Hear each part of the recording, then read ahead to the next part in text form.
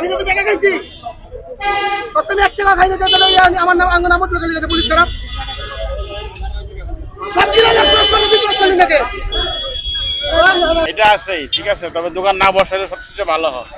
সময় দেখা যায় 15 মিনিট লাগে এই ব্রিজটা পার হইতে, মনে করেন ভিজার মধ্যে আবার অনেক সময় মনে করেন মোবাইল টোবাইল লয়ে যায়, মনে করেন ছিনতাই গাড়িটা দিয়ে থেকে দিকে এরপরে গিয়া ওই যে মানুষের জন্ম দাঁড়ায় থাকে, যে মানুষের বিশাল ভিড় থাকে, এটার মধ্যে আপনার মনে করেন পার হইতে মনে করেন কোনো ব্যাগ ট্যাগ হাতে যদি থাকে এটা লইয়া তো পার হইয়া হন যায় না, মনে করেন দাঁড়া থাকুন লাগে, অনেক কষ্ট হয়। দোকানের জন্য আসতে পারে, দোকানের জন্য প্যাসেঞ্জার দুই পাশে দোকান বসে এর আছে এই পর্যন্ত দোকান পুরো দোকানটাই ই করে রাখে। এটা কারা বসে আসলে? কারা বসে জানি না, কারা বসে বসায় কি আমরা কিভাবে বলবো?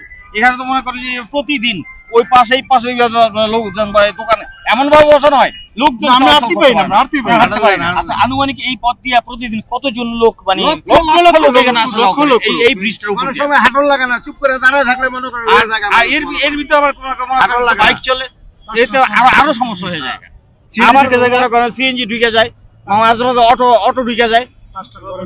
বিশেষ করে এখানে যদি দোকান না থাকে তাইলে তো সমস্যা হওয়ার কথা না। কোনো সমস্যা হবে না।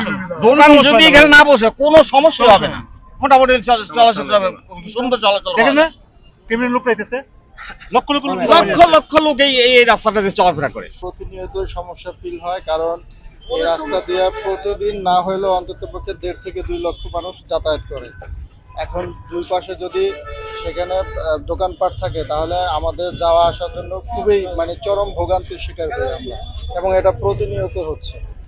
তো এখানে আমরা যেটা জানতে পেরেছি, মহিলারা শ্লীলতাহানি হচ্ছে, মোবাইল ছিনতাই হয়ে যাচ্ছে এবং এখান থেকে মানিব্যাগ ছিনতাই হচ্ছে।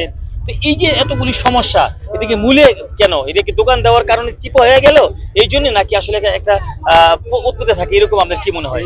এই রাস্তাটা যদি ক্লিয়ার থাকে তাহলে প্রতিনিয়ত মানুষ যাবে, সেক্ষেত্রে কোনো শ্লীলতাহানি বা কোনো কিছু ঘটার কোনো সম্ভাবনা থাকে না।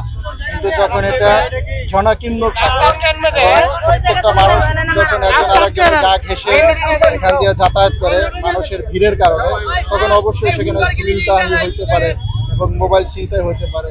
আমি গত রমজানে আমার এখান থেকে মোবাইল ছিনতাই হয়ে গেছে, গত রমজানে। আমি নিজে ভুক্তভোগী, এখন আমি কি বলবো। আপনি যেখানে বসছেন এটা কি আপনার জায়গা কিনে নিয়েছেন নাকি ভাড়া নিয়েছেন? ভাড়া নিয়েছেন? কেমন নিয়েছেন? রাস্তার এটা কেমন বসতে পারেন? বসতে পারেন?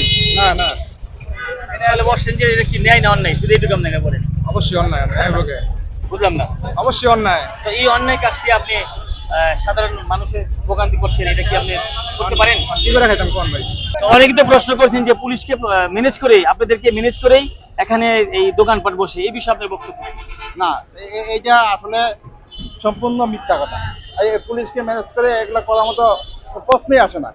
পুলিশকে যদি ম্যানেজ করতে তাহলে আমরা এখানে কিভাবে থাকবো না? আমরা থাকবো না, থাকলে হলে জনগণ দোকানপাট নিয়ে এখন আমরা কন্টিনিউ আসি, এখন আপনারা আসে আমাদেরকে পাইছেন যে আমরা কন্টিনিউ আসি। আমরা তো এসে দোকানও দেখছি, দুই পাশে দোকানও দেখেছি। না, দুই পাশে দোকান বলতে ওই ব্রিজে ওই পাশে দোকান আছে, কিন্তু ব্রিজের পাশে দোকান নাই। দেখেন আপনারা একটু। তাহলে আমার সামনে তো আমি দেখাচ্ছি, দেখেন তো এই যে বাম পাশে দোকানগুলো এখনো রয়েছে, এই দোকানগুলি তারা থাকতে পারে? এই দোকানগুলো এখানে দোকান থাকার মানিটা কি কোন জায়গায়? আপনি আমাকে একটু বলবেন যে এই জায়গাটায় এখানে থাকার আছে কিনা, এটা হয় কিনা? যেটা আপনি দেখাইছেন আমাকে, এটা রাস্তা আসলে মূলত আমাদের ব্রিজ নিরাপত্তা এবং ব্রিজ ক্লিয়ার রাখার জন্য এটা আমাদের দায়িত্ব। এটা